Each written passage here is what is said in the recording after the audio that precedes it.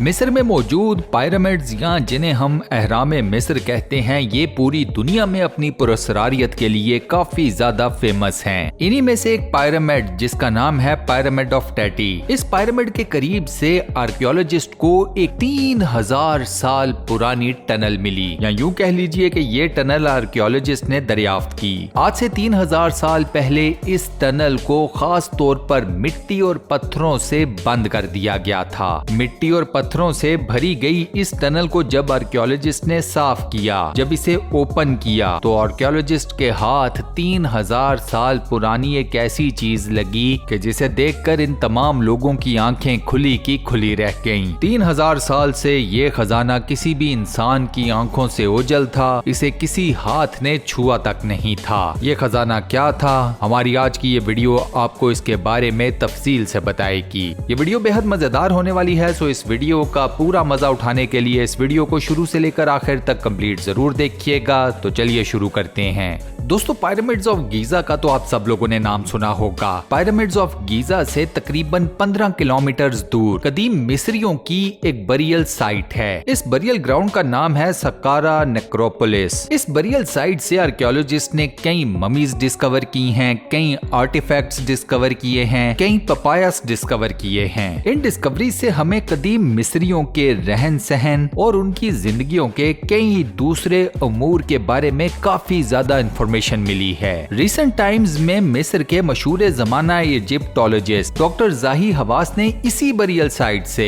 कुछ ऐसे coffins discover किए हैं जिन्होंने कदीम मिस्रियों की लाइफ और जिस टेक्नोलॉजी का ये लोग इस्तेमाल किया करते थे उसके बारे में ऐसे राजों से पर्दा उठाया है कि जो हैरान परेशान कर देने वाले हैं। फरवरी 2021 में डॉक्टर जाही हवास और उनकी टीम सक्कारा नेक्रोपोलिस में एक डिगिंग मिशन पर थी। इसी आर्कियोलॉजिकल एक्सपीडिशन के दौरान डॉक्टर साहब और उनकी टीम को मिली एक टनल। ये टनल 3000 साल पुरानी थी और इसे रेत और पत्थरों की मदद से बंद कर दिया गया था। इस टनल को देखते ही डॉक्टर साहब को ये पता चल गया कि इस टनल के नीचे जरूर कोई न कोई ऐसी चीज है जो कि हजारों सालों से इंसानों से पोशीदा है। डॉक्टर साहब ने इमीडिएटली अपनी टीम को ये टनल खोदने का ऑर्डर दे दिया। आर्कियोलॉजी में एक असूल है कि आप किसी भी किस्म की खुदाई हाथों से करते हैं। उसकी रीजन ये है कि हाथों की खुदाई से आप किसी भी आर्टिफैक्ट को नुकसान पहुंचाने के कम चांसेस के साथ ये काम करते हैं। मशीन की खुदाई से आप किसी भी आर्टिफैक्ट को नुकसान पहुंचा सकते हैं, हाथों की खुदाई से ये नुकसान नहीं होता। 50 मजदूरों की एक टीम बनाई गई जो कि रोजाना की बुनियाद के ऊपर इस टनल को खोदना शुरू हो गई। ये टनल इतनी गहरी और इतनी ज्यादा वजनी थी कि रोजाना की बुनियाद पर इस टनल से 6 टन वजनी मलबा बाहर निकाला जाता था। 18 हफ्तों की मुसलसल खुदाई के बाद बिल आखिर ये लोग टनल के एंड या बॉटम तक पहुंच गए। इस टनल की बॉटम के ऊपर पड़ा था एक 40 टन वजनी लाइमस्टोन का बना हुआ सरकोफेगस। ये पहली मर्तबा हुआ था कि किसी टनल के एंड के ऊपर आर्कियोलॉजिस्ट को इस किस्म का कोई सरकोफेगस मिला हो। एंशिएंट इजिप्ट की हिस्ट्री हमें ये बताती है कि कदीम मिस्री अपने बादशाह, मलका या फिर किसी इंतहाई अहम शख्स को लाइमस्टोन के बने हुए सार्कोफेगस में दफनाया करते थे। इस सार्कोफेगस का मुआयना करके डॉक्टर जाही हवास को फौरन से ये पता चल गया कि ये सार्कोफेगस कम से कम 3000 साल पुराना है। अब यहाँ पर सवाल ये खड़ा हो गया कि जिस टनल को खोदने में 50 बंदों की एक टीम को लग गए 18 हफ्ते, उस टनल के बीच में से इतने भारी, इतने वजनी सार्कोफेगस को कदीम मिस्री इस टनल की बॉटम तक कैसे लेकर आए होंगे। ये सार्कोफेगस कितना ज्यादा वजनी है, इसका अंदाजा आप इस बात से लगा लें कि इसका वजन और 6 अडल्ट हाथियों का वजन एक बराबर है। डॉक्टर साहब और उनकी टीम ये सोच रहे थे कि इस सार्कोफेगस के ढक्कन को कैसे उठाया जाए। एंड उसी टाइम इस टीम को इस सार्कोफेगस के नीचे एक सुराख नजर आया। ये सुराख किसने बनाया था, ये एक नया मुअम्मा इस पूरी टीम के सामने खड़ा खड़ा हो गया। क्या ऐसा हुआ था कि ये सार्कोफेगस पहले किसी ने डिस्कवर किया था? जिसने डिस्कवर किया वो कौन था? क्या वो चोर थे जो कि इस सार्कोफेगस के अंदर मौजूद तमाम खजाना चुरा कर लेकर जा चुके थे? ये सब कुछ अब सार्कोफेगस के ढक्कन को उठाकर ही पता चलाया जा सकता था। जैक की मदद से जब इस सार्कोफेगस के ढक्कन को या लिड को उठाया गया तो डॉक्टर साहब और उनकी पूरी टीम को एक बहुत बड़ी मायूसी का सामना करना पड़ा। सार्कोफेगस अंदर से मुकम्मल तौर पर खाली था। इस सार्कोफेगस के अंदर ना तो कोई ममी थी और ना ही कोई खजाना। इस सार्कोफेगस के अंदर डॉक्टर साहब और उनकी टीम को मिली कुछ हड्डियां और बाकी मलबे के टुकड़े। अब यहाँ ये बात तो क्लियर हो गई कि इस सार्कोफेगस को पहले किसी ने खोला है। वो चोर थे और वो इस सार्कोफेगस के अंदर मौजूद तमाम तर खजाना चुरा कर ले जा चुके थे। लेकिन फिर सवाल ये पैदा हुआ कि जिन लोगों ने इस खजाने को चुराया उन लोगों ने ऐसी कौन सी टेक्नोलॉजी का इस्तेमाल किया होगा, क्योंकि मौजूदा दौर की टेक्नोलॉजी को प्लस 50 बंदों की टीम को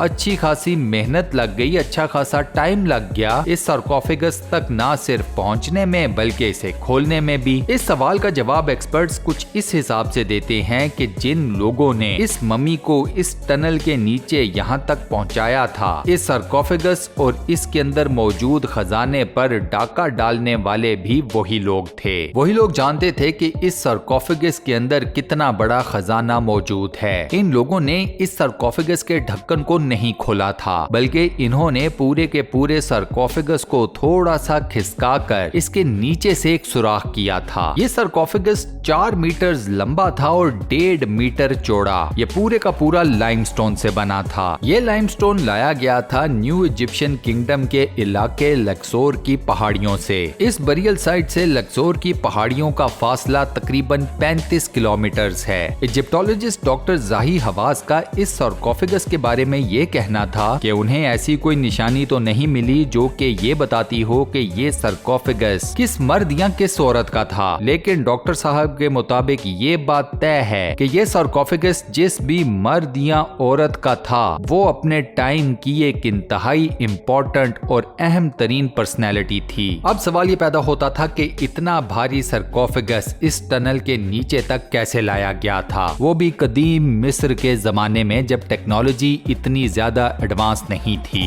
एक्सपर्ट्स का ये मानना है कि ऐसे भारी सार्कोफेगस को किसी भी टनल की बॉटम तक लेकर जाने के लिए कदीम मिस्री एक नहीं बल्कि 2 टनल्स या 2 शैफ्ट्स पैरेलल डिग किया करते थे। इन दोनों टनल्स को बॉटम से एक दूसरे के साथ कनेक्ट किया जाता था। उसके बाद एक टनल की टॉप तक मट्टी को भर दिया जाता था और सार्कोफेगस को इस मट्टी के ऊपर लाकर रख दिया जाता था। सार्कोफेगस के वजन की वजह से मट्टी दबना शुरू हो जाती थी और स्लिप करके पैरेलल शैफ्ट की तरफ शिफ्ट होना शुरू हो जाती थी। जैसे जैसे एक टनल में सार्कोफेगस नीचे आता चला जाता था, दूसरी टनल की तरफ मिट्टी शिफ्ट होकर ऊपर की तरफ उठना शुरू हो जाती थी। इसी ब्रिलियंट टेक्निक की मदद से कदीम इजिप्शियन भारी से भारी चीज को किसी भी टनल या शैफ्ट की बॉटम तक लेकर जाया करते थे। इसी सक्कारा नेक्रोपोलिस की बरियल साइट पर डॉक्टर जाही हवास और उनकी टीम को एक और टनल के नीचे से एक और कॉफिन भी मिला। ये कॉफिन जमीन के नीचे 36 फुट की गहराई में बड़ी महारत के साथ रखा गया था। ये कॉफिन बड़े खास तरीके से तैयार किया गया था। इसकी लकड़ी बड़ी जबरदस्त थी और ये क्वालिटेटिव कॉफिन सिर्फ सिंगल वुड के पीस से तैयार किया गया था। डॉक्टर साहब ने इस कॉफिन को देखकर ये अंदाजा लगा लिया था कि ये कॉफिन किसी छोटे बच्चे का है जिसकी उम्र 5 से 6 साल होगी और ये बच्चा एक लड़की थी। इस कॉफिन के ऊपर हायरोग्राफिक्स को भी बड़े बेहतरीन तरीके से डिजाइन किया गया था। एक्सपर्ट्स ने जब इन हायरोग्राफिक्स को पढ़ा तो उन्हें फौरन से पता चल गया कि ये कॉफिन आज से तकरीबन 3500 साल पहले तैयार किया गया था। इस बच्ची के वालिदैन काफी ज्यादा अमीर और कबीर किस्म के लोग थे। उन्होंने अपनी इस छोटी बच्ची को मम्मीफाई करने के लिए ये कॉफिन काफी ज्यादा पैसे खर्च करके स्पेशली तैयार करवाया था। अब इस कॉफिन को खोलना भी एक आर्ट था क्योंकि ये कॉफिन काफी ज्यादा डेलिकेट था। सो आर्कियोलॉजिस्ट की टीम ने यह डिसाइड किया कि पहले इस कॉफिन का एक्सरे किया जाए और उसके बाद इसे खोला जाए। इस कॉफिन का जो पहला एक्सरे हुआ उस एक्सरे की रिपोर्ट के मुताबिक इस कॉफिन के अंदर काफी बड़ा हिस्सा बिल्कुल खाली था और कॉफिन के एक कोने के ऊपर कोई चीज मौजूद थी। ये देखकर इस कॉफिन का एक दूसरा एक्सरे करने का फैसला किया गया। दूसरे एक्सरे ने इस कॉफिन के अंदर के एक एक और राज को लोगों के सामने अफशा कर दिया। वो राज ये था कि इस कॉफिन के अंदर किसी 5 से 6 साल के बच्चे की मम्मी नहीं बल्कि सिर्फ एक 9 महीने के बच्चे की मम्मी थी। इन एक्सरे रिपोर्ट्स को देखकर बिल आखिर आर्कियोलॉजिस्ट की टीम ने इस कॉफिन को खोलने का फैसला किया। बड़ी एहतियात के साथ जब इस कॉफिन को खोला गया तो दूसरे एक्सरे में जो रिपोर्ट सामने आई थी वो सच्ची साबित हो गई। इस कॉफिन के अंदर वाकई में एक 9 महीने के बच्चे की मम्मी मौजूद थी जिसे बड़े ही खूबसूरत और खास तरीके से मम्मीफाई किया गया था। अब ये बात भी आर्कियोलॉजिस्ट के लिए एक नई डिस्कवरी थी कि एंशिएंट इजिप्शियंस बड़े साइज के या डिसेंट साइज के कॉफिन के अंदर अपने बच्चों की मम्मीज को भी मम्मीफाई किया करते थे। इसके अलावा दोस्तों इसी बरियल साइट से डॉक्टर साहब और उनकी टीम ने एक तीसरा कॉफिन भी डिस्कवर किया। ये कॉफिन भी काफी ज्यादा अजीबोगरीब था। ये कॉफिन भी तकरीबन 3,500 साल पुराना था। इस कॉफिन के ऊपर जो हायरोग्राफिक्स तहरीर किए गए थे उनको पढ़कर डॉक्टर साहब की टीम को ये पता चल गया कि ये ताबूत या ये कॉफिन किसी खातून का है। इस खातून का नाम भी इस कॉफिन के ऊपर दर्ज था और ये नाम था मॉड मैटी। अब जब इस कॉफिन को खोला गया तो इस कॉफिन के अंदर से एक नहीं बल्कि 2 इंसानी ढांचे मिले। आर्कियोलॉजिस्ट ये डिस्कवरी देखकर हैरान रह गए। इससे पहले मिस्र के अंदर किसी भी कॉफिन से 2 ढांचे बरामद नहीं हुए थे। एक ढांचा एक खातून का था जबकि दूसरा ढांचा किसी बच्चे का था। अब इस मिस्ट्री को सॉल्व करने के लिए इस स्केलेटन का मुआयना किया गया, इसका डीएनए टेस्ट किया गया। डीएनए टेस्ट ने यह बताया कि खातून की उम्र लगभग 40 साल के करीब थी जबकि बच्चे की उम्र तकरीबन 18 साल के करीब थी। ये दोनों आपस में माँ और बेटा थे। इन दोनों की मौत की वजह बना फैमिलियल मेडिटेरेनियन फीवर। दोस्तों ये एक ऐसा बुखार है जो कि इंसान की जान ही लेकर जान छोड़ता है। इस डिस्कवरीज ने आर्कियोलॉजिस्ट के ऊपर एक और राज खोला। वो ये था कि एंशिएंट इजिप्शियंस सगे रिश्तेदारों को भी एक ही कॉफिन के अंदर मम्मीफाई किया करते थे। और इसी अमेजिंग फैक्ट के साथ हम अपनी आज की इस वीडियो को यहाँ पर करते हैं दी एंड। दोस्तों आज की ये वीडियो आपको कैसी लगी, वॉइस ओवर कैसा लगा, मुझे नीचे कमेंट सेक्शन में जरूर बताइएगा। वीडियो को बंद करने से पहले आपसे एक छोटी सी रिक्वेस्ट और वो ये कि अगर आपने अभी तक हमारे इस चैनल को सब्सक्राइब नहीं किया हुआ तो बराए मेहरबानी चैनल को सब्सक्राइब जरूर कर लें और साथ बने हुए बेल के आइकन को लाजमन प्रेस कर दीजिएगा। बाकी अपना बहुत ख्याल रखिएगा। इंशाल्लाह मुलाकात होती है किसी नई बेहतरीन